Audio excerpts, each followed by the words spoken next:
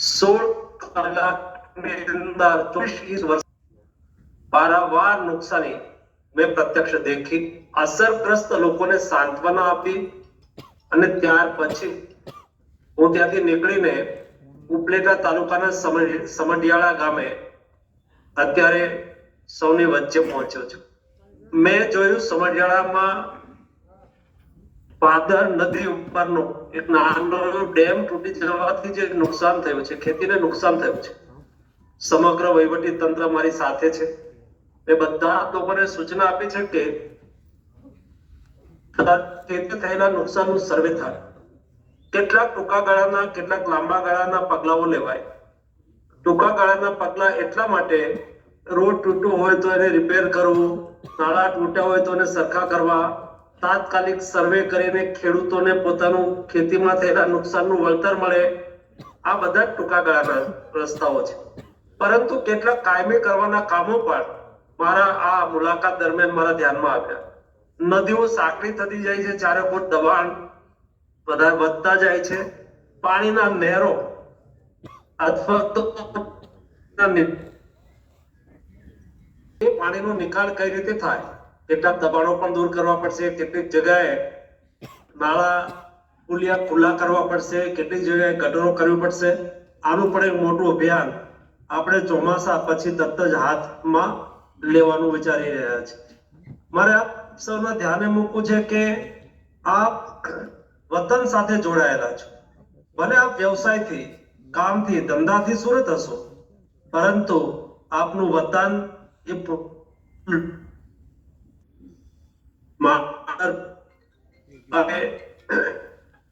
કેશોદ વિધાનસભા મત વિસ્તાર, રાજકોટની અંદર ગોંડલ, ધોરાજી, ઉપલેટા અને જેતપુર લોકસભા વિધાનસભા ક્ષેત્ર, આ વિસ્તારમાંથી આપ ત્યાં સ્થાયી થયેલા છો, ત્યાં વ્યવસાય કરી રહેલા છો. દોસ્તો, વર્તમાન સ્થિતિને લઈને આપે બિલકુલ આપના વતનની ચિંતા કરવાની આવશ્યકતા નથી.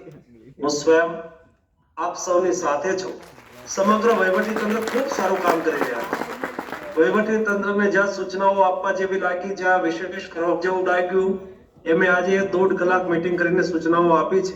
કરીને આપના વતનમાં, આપના પરિવારમાં કંઈ પણ નાનું મોટું નુકસાન થયું હોય અથવા તો સગવડતા હોય તો એમાં ચોક્કસ સૌ સહયોગી થઈશું.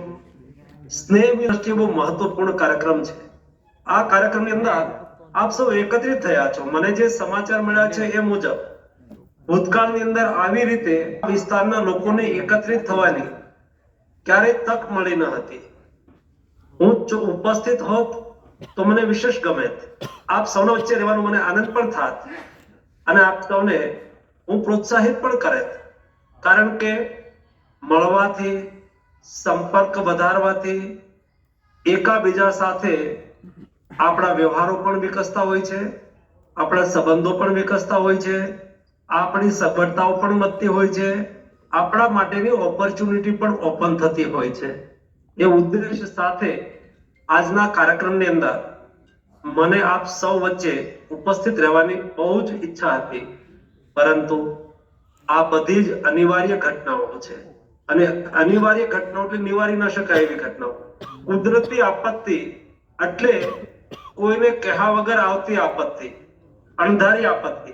અને એ આપત્તિની અંદર આપણી તો સામાજિક વ્યવસ્થાઓ કઈ રીતે સમાજને ઉપયોગી થઈ શકીએ, કઈ કોઈને આપણે આપી દઈએ, મદદ કરી દઈએ, એને જ આપણે એવું છે કે જ્યારે સારા મોડી સ્થિતિની અંદર તમે એમની સાથે જઈને ઉભા રહો ને, એની અગવડતાઓને સમજો ને, તો પણ સામેના માણસને સાંત્વના મળતી હોય છે. આજે આપણા વિસ્તારની અંદર જે અગવડતાઓ ઊભી થાય, જે સમસ્યા ઊભી થાય, એ સમસ્યાનું સમાધાન એ બે રીતે હોઈ શકે. એક, સમસ્યાના સમાધાન માટે થઈને વ્યવસ્થાની દ્રષ્ટિએ, પ્રશાસનની દ્રષ્ટિએ એને ઉપયોગી થવું, અને બીજું એમની સાથે રહીને એમને સાંત્વના પાઠવવી, એમના સુખ દુઃખમાં સાથી રહેવું, એમને ઉપયોગી થવું, એમને પ્રત્યક્ષ મળવું. જેના ભાગરૂપે આજે હું સૌ આપણા પોરબંદર લોકસભા ક્ષેત્રના લોકોને પોતાના વતનમાં જ જઈને, પોતાના ગામડે જઈને પ્રત્યક્ષ મળી રહ્યો છું. મને ખૂબ જ આનંદની લાગણી થઈ રહી છે. મને એ વાતનો સંતોષ પણ છે કે જનપ્રતિનિધિ તરીકે હું મારું દાયિત્વ પણ અદા કરી રહ્યો છું અને મોદીજીએ મને મંત્રીમંડળનો સદસ્ય બનાવ્યો છે. ભારત સરકારના મંત્રી તરીકે પણ મારો લાંબો અનુભવ છે. મેં 4 વખત ભારત સરકારના મંત્રી તરીકે શપથ લીધા છે અને એટલા માટે મારા રાજકીય અનુભવનો પણ હું ઉપયોગ કરીને આપણા વિસ્તારના લોકોને કઈ રીતે ઉપયોગી થવાય, એમની ટૂંકા ગાળાની અને લાંબા ગાળાની સમસ્યાઓનું સમાધાન કઈ રીતે કરી શકાય, એના માટે હંમેશા ચિંતિત રહ્યો છું. ગયા 15 દિવસ પહેલા હું કેશોદ વિધાનસભા વિસ્તારની અંદર ગયો હતો. ઓજત નદી, ભાદર નદી વગેરે નદીઓના પૂર ત્યાં ફરી વળતા જે નુકસાની થઈ એ મેં જોયું. પરંતુ આ વિસ્તારની અંદર પૂર આવવું એ આજની ઘટના નથી, એ કાયમની ઘટના છે. અવારનવાર આ વિસ્તારની અંદર પૂર આવે છે અને અવારનવાર ટૂંકા ગાળાના કેટલાય પગલાઓ લઈને આપણે અટકી જતા હતા. પરંતુ મેં વહીવટી તંત્રને સૂચના આપીને લાંબા ગાળા માટેનો પ્લાન, લાંબા ગાળા માટે નદીઓને ઊંડી ઉતારવી, નદી નાળામાં ફસાયેલા કાંપને સાફ કરવા અને નદીના વહેણોને ખુલ્લા કરવા માટે થઈને શું કરવું જોઈએ, પાણીના નિકાલ માટે થઈને શું કરવું જોઈએ, એના માટે થઈને એક ડિટેલ સર્વે કરવા માટે પ્રશાસનને સૂચનાઓ આપી છે, કામ કરી રહ્યા છે. અને મેં કહ્યું છે કે ઓક્ટોબર-નવેમ્બર મહિનામાં એ પ્લાન તૈયાર થઈ જાય. 100 કરોડ 150 કરોડ જેટલા ખર્ચની આવશ્યકતા હોય એ ખર્ચને આપણે બજેટમાંથી મંજૂર કરાવીને આપણા વિસ્તારને સહયોગી થઈશું. આપ સૌ આટલી મોટી સંખ્યાની અંદર સ્નેહ મિલનની અંદર ઉપસ્થિત રહ્યા છે. આપ સૌને હું શુભેચ્છાઓ પાઠવું છું અને ભવિષ્યની અંદર હું સુરત આમ પણ મારું આવવા જવાનું થતું રહેતું હોય છે. પ્રસંગોપાત હું સુરત આવીશ ત્યારે આપને તાલુકા વાઇઝ, વિધાનસભા સીટ વાઇઝ તો ખૂબ સારી રીતે કરી શકો. આપના વ્યવસાયની અંદર આપ પ્રગતિ કરો.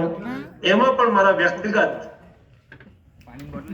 ઇન્ટરફિયરન્સની જ્યાં આવશ્યકતા હશે, મારા સહયોગની જ્યાં આવશ્યકતા હશે ત્યાં હું ચોક્કસ રીતે આપને સહયોગી થઈશ. પૂજ્ય સ્વામીના ચરણોમાં વંદન કરું છું. ધારાસભ્ય તરીકે વિરેન્દ્રભાઈ ઉપસ્થિત છે. મંત્રીને આ કાર્યક્રમને સહયોગ કર્યો છે. અમારા વિસ્તારના સૌ આગેવાનો, અમારા વિસ્તારના સૌ કાર્યકરો, અમારા વિસ્તારના સૌ સ્નેહીઓ, એમને આપણે પ્રોત્સાહિત કર્યા છે. એ બદલ આપને અભિનંદન પાઠવું છું અને સાથે આયોજન કમિટીને પણ હું અભિનંદન પાઠવું છું. વચ્ચે વચ્ચે તમારો ચહેરો દેખાતો નહોતો, હવે દેખાવા લાગ્યા છે. મેરામણભાઈ પણ છે, હરેશભાઈ પણ છે, પ્રફુલભાઈ પણ છે, વિનુભાઈ પણ દેખાય છે, મેયર પણ દેખાય છે, સ્વામીજી પણ દેખાય છે, કાનાણી દાદા પણ દેખાય છે. આપ સૌને વીડી પણ પાછળથી દેખાય છે, કલર દાદા દેખાય છે. આપ સૌને ખૂબ ખૂબ શુભેચ્છા પાઠવું છું અને સામે સૌ શુભને મારા પોરબંદર લોકસભા ક્ષેત્રના આગેવાનો પણ દેખાય છે, વડીલો પણ દેખાય છે. આપ સૌને મારા સ્નેહભર્યા ખૂબ ખૂબ શુભેચ્છાઓ. અલ્પેશ, તને પણ શુભેચ્છાઓ. ધન્યવાદ. આપણે સૌ પોતાના સ્થાન પર ઊભા થઈ આદરણીય મનસુખભાઈએ